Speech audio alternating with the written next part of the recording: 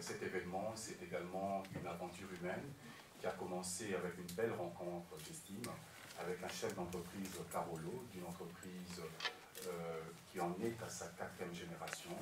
Je faisais allusion, et beaucoup de gens le savent déjà, à M. Jacques Delaunoy, qui est CEO de la société éponyme. Vous avez la parole. Monsieur le Président, un grand honneur pour moi d'être ici au Presse Club. Et je me suis dit, si je parle à la presse, il ne faut quand même pas que je parle trop de moi. Donc je ne parlerai pas du groupe Delaunoy et de son expérience en Afrique. Ça fera peut-être l'objet de questions plus tard. Je parlerai plutôt d'une manière générale pour attirer nos entreprises belges à participer à ce forum et donner le témoignage sur ce que je pense de l'Afrique.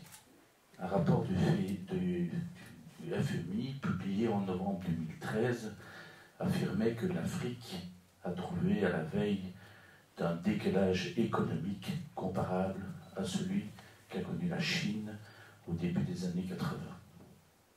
Lors de la conférence sur l'essor africain à Maputo en mai 2014, la directrice du FMI a déclaré « L'Afrique a enfin pris son destin en main ». C'est la première fois que le FMI se montre optimiste au sujet du continent africain. Moi, je suis optimiste bien avant l'Africa Belgian Business Week, et ce, grâce à une relation humaine. Il est clair qu'il y a un lien étroit entre le phénomène de pays émergents et celui du marché émergent. Une économie émergente doit inévitablement développer son marché financier afin d'attirer les capitaux étrangers pour soutenir l'investissement et donc sa croissance future. L'afflux de capitaux extérieurs n'est pas la cause première du décollage économique, sinon ils auraient déjà pris leur envol dans les années 60. N'allons pas refaire l'histoire, parce que ce sont les guerres civiles, les choix idéologiques hasardeux qui ont entraîné à cette époque ce frein net des investisseurs étrangers sur le continent africain. Si vous me permettez, je vais parler du pays à l'honneur, la Côte d'Ivoire. Par exemple, elle avait connu une croissance économique annuelle de 10% entre 1950 et 1960. À l'indépendance, elle était prête pour un décollage définitif. Mais voilà, il n'existe pas de mode d'emploi unique pour sortir un pays d'une crise telle qu'elle a connue.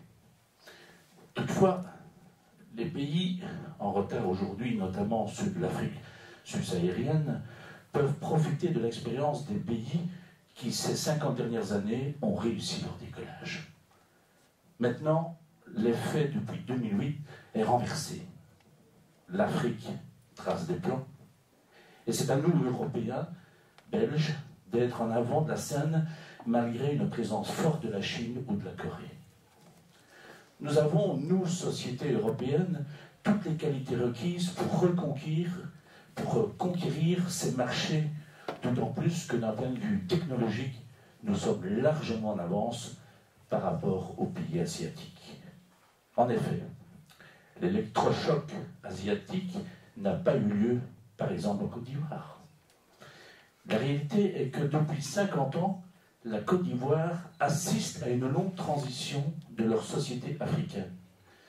Après 15 ans de crise, la Côte d'Ivoire vit un moment crucial de son histoire. Une génération a déjà été sacrifiée. Eh bien, en 2014, les conditions sociales et géopolitiques favorables semblent enfin réunies. La guerre froide est terminée.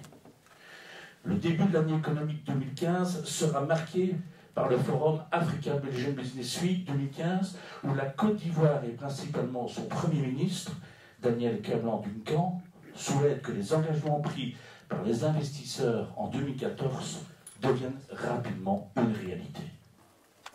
Le chef du gouvernement est un homme d'expérience. Il sait mieux que quiconque, avec ses expériences acquises, que ses promesses d'investissement dépendront de la capacité de ce gouvernement à créer et à maintenir un environnement propice à la croissance économique. Le Premier ministre sera présent pour ouvrir le Forum Africa Vision Business Week.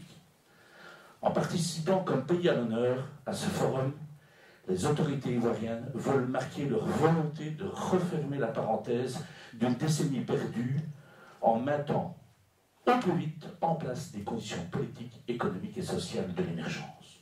D'où le plan de l'émergence Phoenix 2015-2020 qui nous sera présenté lors de ce forum. Si je me suis permis de parler de cela, ça veut dire que l'Afrique est à la veille d'un décollage économique pour nous, sociétés européennes. Le groupe de l'ONUA a vécu des années de crise sans précédent.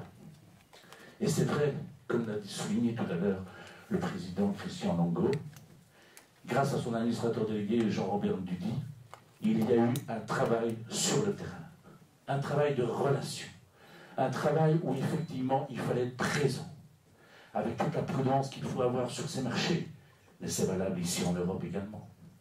Il faut avoir un bon produit, il faut avoir un bon prix, il faut avoir une présence humaine sur le terrain et créer du partenariat gagnant-gagnant, comme l'a souligné le vice-président Maurice Vermersch.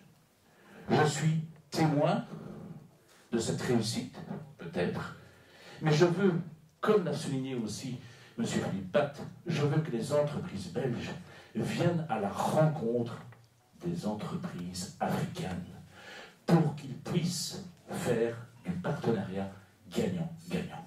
Je vous remercie.